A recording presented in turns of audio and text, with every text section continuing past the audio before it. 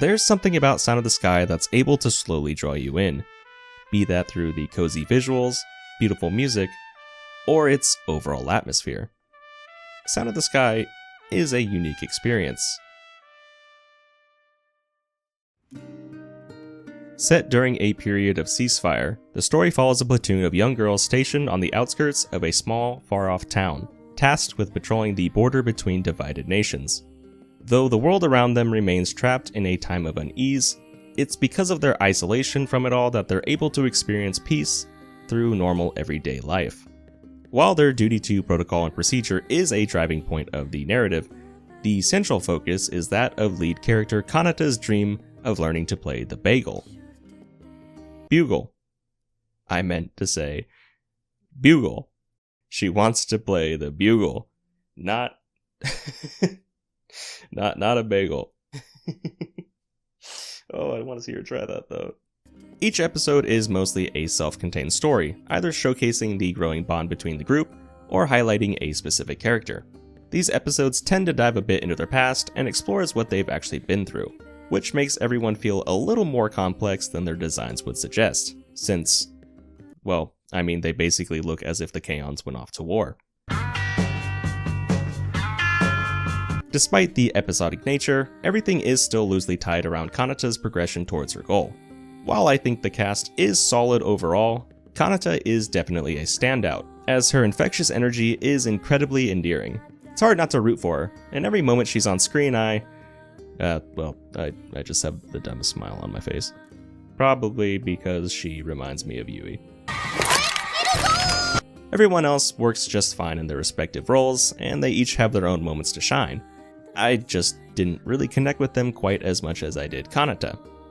Especially Kureha, who's basically just military Nico.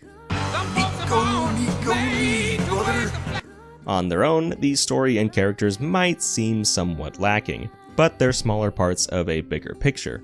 As I said at the beginning of this video, Sound of the Sky has a way of drawing you in, and I feel that's because of its combination of different elements. The interactions between the group are good fun, but there's also a certain coziness to it, which is further complemented by the visuals. The world the characters inhabit feels lived in, like this is a glimpse of a real place. There's a lot of attention put into the layout of the girls' fortress, as well as the design and style of the neighboring town. It genuinely feels like this place actually exists, taking obvious inspirations from real-life locations to create this illusion. Backgrounds are detailed in a way that gives depth to this world, something that is a bit at odds with the characters given their mostly simplistic designs. It might seem like a strange clash of quality, but it's definitely an intentional choice. Because of it, the characters are allowed more freedom in how they're animated. There can be a lot of movement and fun facial expressions, which gives some more personality to not just the main cast, but side characters as well. Everything feels lively, but also relaxed when it needs to be. This is where music really comes into play. Considering that Kanata's dream is to play the bugle, it shouldn't be too surprising that music is a very important aspect of the show. The soundtrack for Sound of the Sky is what I would call very good. I like listening to it. It makes me feel nice. It's there for me when I'm all alone. I'm always alone. It's always there. Each track is used fittingly, playing up or adding to the tone of any given scene. Some pieces feel as if they were composed specifically for certain moments, considering just how well they work. Sound of the Sky is a variety of things.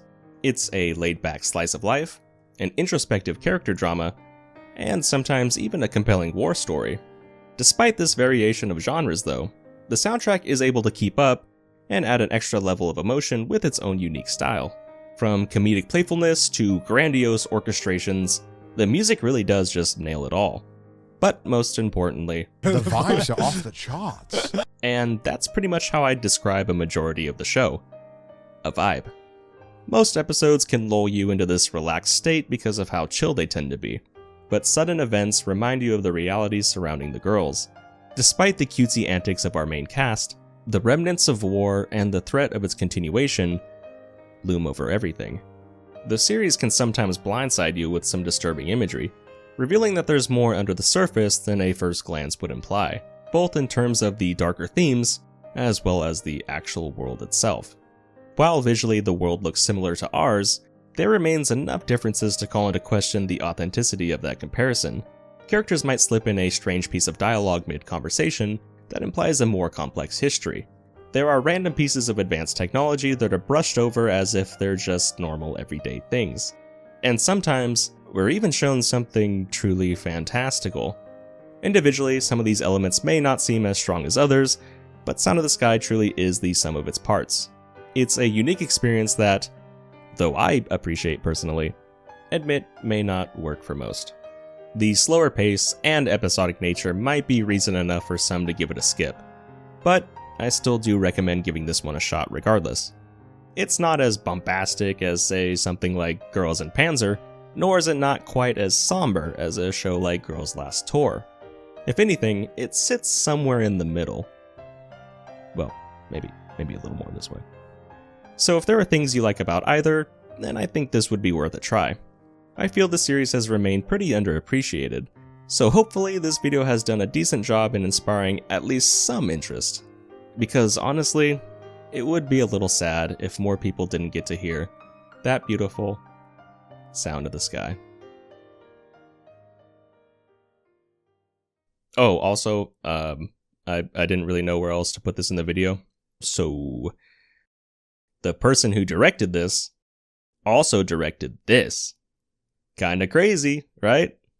Bet you didn't see that coming, did you? Well, unless you've seen the openings, since they're pretty similar. Okay, bye.